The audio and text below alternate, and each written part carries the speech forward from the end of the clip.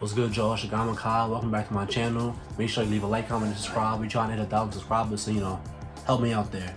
But yeah, man, this Lakers-Suns series has been really good. There have been some blowouts on both sides, but I feel like it's been really competitive and more competitive than a lot of people give it credit for. Before this series, I figured it was going 7 because LeBron and AD were kind of a little hurt, so they're not gonna be playing at 100%. And also, the Suns have a really good squad over there that's really deep. So I figured this would be a really competitive series, and it has been so far. But when AD got injured, it threw a wrench into the series, and now things look kind of crazy for the Lakers because now, if they lose the next game, they're going home. Obviously, the next game is in fully packed the Phoenix Arena in Phoenix, obviously, the fully packed Suns Arena in Phoenix, and the Lakers have a questionable Anthony Davis. And even if Anthony Davis comes back for the next game, we don't know how healthy he's going to be and how impactful he's going to be on both ends, because realistically, AD has to be very impactful on defense, and that should be the #1 priority. Make sure you contain Devin Booker, because Devin Booker in this series, in his first playoff series, has been very brilliant, but DeAndre Ayton has also been very brilliant in this series. But yeah, Devin Booker, he's averaging 26, 5 and 5 on 44% shooting. He's not shooting so well from 3, but he's really getting to the rim very well. He's hitting a lot of tough contested mid-range shots, and he's really just attacking, everybody that the Lakers are throwing at him. And Frank Vogel has decided to start playing Marc Gasol and Andre Drummond, and those are two, I don't want to say solid centers, but those are two fine centers that if you want to play them spot minutes at the 5, that's completely fine. But we saw last night that when Marc Gasol and Andre Drummond were on the floor, Monty Williams, the head coach of the Phoenix Suns, he was scheming the Devin Booker pick and roll high so that he can go get at Marc Gasol or Andre Drummond off the catch up top. And it's really been working out in their favor, because Marc Gasol is too slow and too old to be really scrambling back to the rim in order to contest something, while also guarding the pick and roll and stopping the mid-range shot.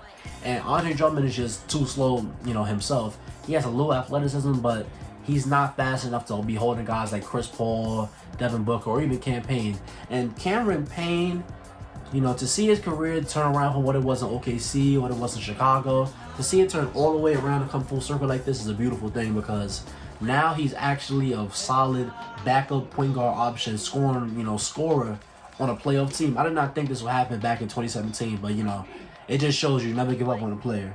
But yeah, man, the Suns have been brilliant defensively. They've contained LeBron, pretty well. LeBron is having his lowest scoring average in a playoff series ever in his career.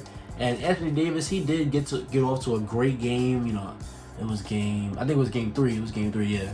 He got off to a great start in game 3, but Anthony Davis, you never know about him because he's always injured. That's the thing. Injury after injury. He's always hurt, so you never really know if he's gonna be ready to go for a full playoff run. That's always been the scare with AD. But this series is not over by any means. I mean, it does look pretty bleak for the Lakers. It's 3-2 going back to an away game, but at the end of the day, LeBron and AD together is a very hard duo to stop.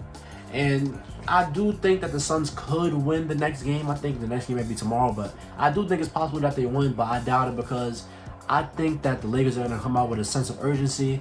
Because if we're being realistic, the Los Angeles Lakers have been horrible from 3 as a team.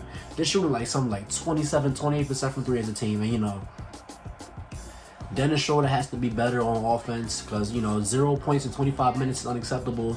And he's had other fine games. He's getting to the rim really well. He can't really shoot like that, but Kyle Kuzma, he's been on offense. He's not really getting a lot of looks on offense, but he's cutting well. He's doing everything he can. But at the end of the day, it falls on your stars, and I feel like it should fall on Dennis Schroeder as well, because he's the third option. He's the guy that is supposed to take the ball pressure off of LeBron, off of Anthony Davis. He's supposed to be getting to the rim. He's supposed to be making things a little bit easier for them. But Wes Matthews, Kentavious Caldwell-Pope, let me see who else. Alex Caruso, these guys need to just show up, and that's the bottom line. Ben McLemore even needs to show up, because it takes a team. You can't do it alone. Even if you have LeBron and AD, it takes a team. I need to, get right, start making them threes, man, because I don't think the Lakers are really this bad a shooting team, but I just think I don't know, it's just something. Maybe it's playoff jitters, first round jitters, but you know, they need to snap out of it soon. But I do think the Lakers win this series in 7 because I think Anthony Davis comes back. They make it a point to feed him early and feed him often, and I don't think DeAndre Ayton can actually guard Anthony Davis. You know, even if they, you know, double him, make him get with the ball, it's gonna take the Lakers shooters, you know, being able to hit wide open threes, because LeBron and Anthony Davis on the floor means wide open threes for the shooters. It's just a matter of them making those threes that's gonna make or break the Lakers. And you know, LeBron, he should be in takeover mode next game. When I say takeover mode, like 2018 LeBron, where he was taking every shot, driving to the rim really hard, being really aggressive, not really dishing so much as he is, you know, nowadays. And you know, honestly, LeBron does that because he got injured. He's getting older. He's not quite as, you know, energetic as he once was, and that's fine. But at a certain point, you need to be like, you know, this isn't working. These guys aren't hitting their shots. Because last night I was watching, and it seems like the Lakers were really, really timid. Like, they didn't really want to shoot the shots that they would normally shoot. And it seems like the pressure was so high for them that they were acting out of character.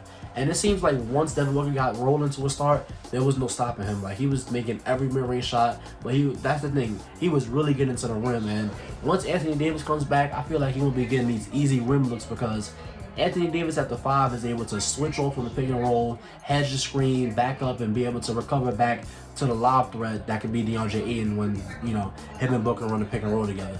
But yeah, if Frank Vogel wants to seriously win this series, and if he wants to be serious, he needs to play mostly Anthony Davis at the center position. The lineup needs to be Dennis Schroeder, Kentavious Caldwell-Pope.